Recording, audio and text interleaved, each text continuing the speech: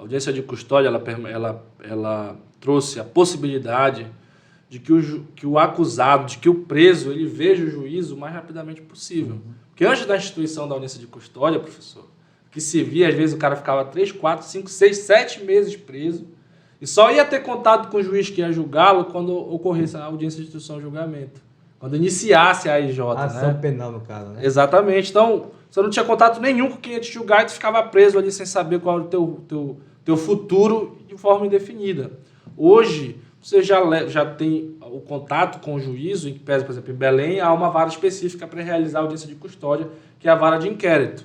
A vara de inquérito, ela só atua enquanto está na fase de inquérito. Que vamos debater depois. A partir do momento em que vira ação penal, em que há inquérito concluído, vai para uma das varas criminais. Certo. Mas, por exemplo, em Ananindeua, a audiência de custódia ela é realizada na vara em que o processo vai tramitar. Então, por exemplo, pelo próprio juízo. Sim. Então, por exemplo, se o cara é preso em flagrante ou prisão preventiva por homicídio, a audiência de custódia dele vai ser realizada pelo juízo da vara do júri. Em Ananindeua é assim.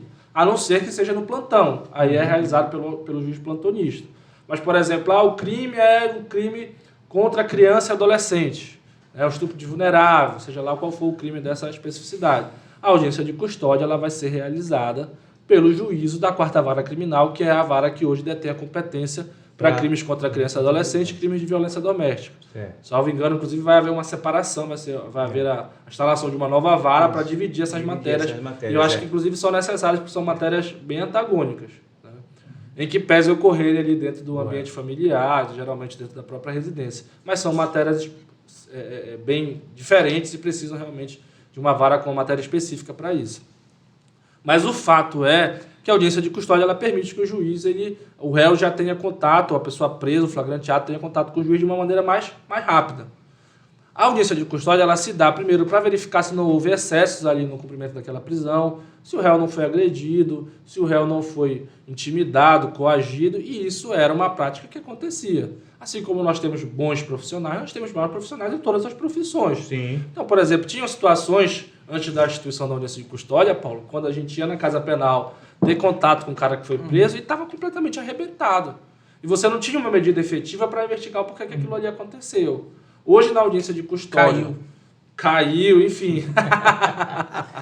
Hoje, na audiência de custódia, se o réu ele foi efetivamente agredido sem que houvesse uma justificativa para isso, sem que houvesse resistência à prisão, sem que houvesse qualquer obstáculo para o cumprimento da prisão, qual é a justificativa dele estar agredido? Ele estar vítima de violência policial? Não há nenhuma. E a partir dali já pode-se iniciar, a recomendação para se iniciar um procedimento para investigar se realmente houve o excesso da força. O excesso da força. Exatamente. Porque o dever da polícia é cumprir a prisão sem necessariamente agredir, torturar, quer que seja. Logicamente que às vezes é necessário o uso da força, mas isso vai ficar devidamente demonstrado no processo do auto de resistência, do próprio depoimento dos policiais, dos condutores, das testemunhas, que olha, ele resistiu à prisão, a gente precisou mobilizá-lo, e logicamente que isso vai gerar uma lesão, e o policial não pode ser responsabilizado por isso. Mas às vezes o cumprimento do dever legal, né? E às vezes o próprio policial fala que não houve resistência à prisão e no laudo do IML, que o cara é submetido, está lá todo arrebentado.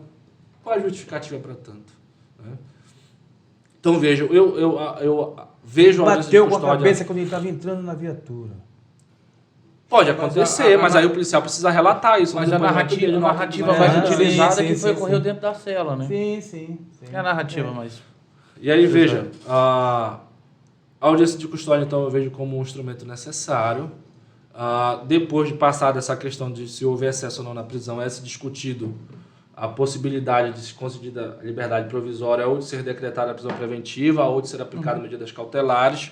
Hoje, já há uma vedação de que o juízo ele decrete de ofício a prisão, ou seja, se não houver requerimento de nenhuma das partes, o juízo não pode, de ofício, decretar aquela prisão. A reforma, pelo pacote anticrime, trouxe essa inovação. Ou seja, deve haver requerimento ou da autoridade policial ou do Ministério Público para que aquele cidadão seja preso, para que aquele cidadão seja submetido a um uso de monitoramento eletrônico, a uma impossibilidade de frequentar determinados lugares. E não havendo, o juiz, então, não pode converter aquela prisão em flagrante em prisão preventiva. Então, por exemplo, numa audiência de custódia, o que comumente eu faço? Eu verifico se o cidadão tem emprego, se ele tem carteira assinada, ou se eu posso adquirir uma declaração de que ele é um profissional liberal que ateste a atividade que ele desenvolve. Eu verifico se aquele cidadão responde a outros processos, se ele não tem antecedente criminal. Às vezes a própria vara já junta a certidão de antecedente criminal logo em que o flagrante ele é informado. Eu verifico se aquele cidadão possui filhos menores que dependam da atividade financeira dele. Eu verifico, por exemplo, se ele é portador de alguma doença grave, alguma doença que impossibilite o encarceramento dele pelo sistema penitenciário diante da gravidade do quadro de saúde dele. Então são situações que a gente analisa. Por vezes o cidadão é sano, não tem nenhuma doença, nada desse necessário, ou se tem doença, por vezes o sistema consegue oferecer o tratamento ainda que de maneira deficiente, né, aquém do que deveria ser, mas não justificaria uma prisão domiciliar. Então essas são as circunstâncias que a gente analisa. O outro ponto que a gente analisa, Paulo, é a legalidade da prisão. Por exemplo, uma prisão em flagrante, onde houve uma invasão de domicílio, sem que houvesse uma justificativa para aquela invasão, isso é matéria para se discutir em audiência de custódia e para se pedir o relaxamento da prisão e até o trancamento da ação penal de ofício, se for o caso, pelo juízo. Se entender, eu já tive situações em que realmente ocorreu isso, o juiz relaxou a prisão em flagrante e trancou a ação penal.